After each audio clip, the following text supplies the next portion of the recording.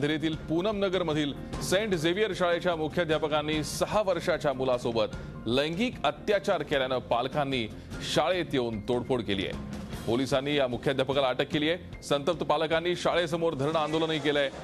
सध्या या मुख्याध्यापकाला अटक करण्यात आली आहे, मात्र पालक संतप्त आहेत। पालकांनी शाळेत येऊन तोडफोड केली आहे। सेंट झेवियर शाळा अंधेरीतली तिथली घटना आहे। आपण अधिक माहिती घेऊयात। आमचे प्रतिनिधी प्रशांत अंकुशराव सध्या आपल्या संपर्कात आहेत। प्रशांत, काय नेमकी पालकांची भूमिका आहे?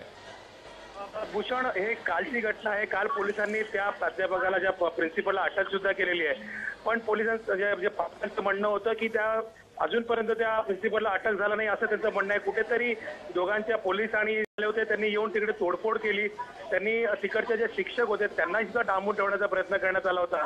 पोलीस त्यांना वारंवार सांगत होते की हा जो प्रिन्सिपल आहे त्याला आम्ही अटक केलेली आहे, पण तसंच त्यानंतर पालकांच्या वेगवेगळ्या मागण्या समोर पुढे येत होत्या की त्याच्यामध्ये शाळेमध्ये सीसीटीव्ही नाही आहेत, त्यामुळे शिक्षण जे शिकवत आहेत शिक्षक त्यांचं शिक्षण बरोबर नाहीये, अशा विविध मागण्या घेऊन पालक हैराण झालेले आहेत। पण मुख्यतः म्हणजे की जे आजच्या जे शिक्षण देणारे जे शिक्षक आहेत त्यांच्याकडूनच अशा घटना घडणं म्हणजे हे समाजाला काळीमा लावण्यासारखं आहे। भूषण, नक्कीच धन्यवाद प्रशांत या सविस्तर माहितीसाठी।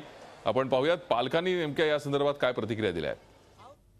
बरीच वर्ष या शाळेच्या जो काय व्यवहार चालला आहे यांचा, यावर आम्ही बरीच वर्ष पाठपुरावा करीत आहोत, पण आम्हाला कोणत्या प्रकारे यश आलेलं नाही आहे। काही ना काही करून आम्हाला ते कोणतेही आश्वासन देतात आणि परत पाठवतात, पण आता जो प्रकार झालेला आहे, जो गैरव्यवहार झालेला आहे, त्याबद्दल योग्य ती चौकशी व्हावी आणि आम्हाला पोलीस यंत्रणेवर पूर्ण भरोसा आहे की त्याची ते कसून चौकशी करतील आणि ह्याचा कुठेतरी मार्ग शोधून आम्हाला याच्यावर न्याय मिळेल। सदर गुन्ह्यातील आरोपीला अटक केलेला आहे आणि त्याला पॉक्सो स्पेशल कोर्टमध्ये रिमांडसाठी पाठवण्यात आलेला आहे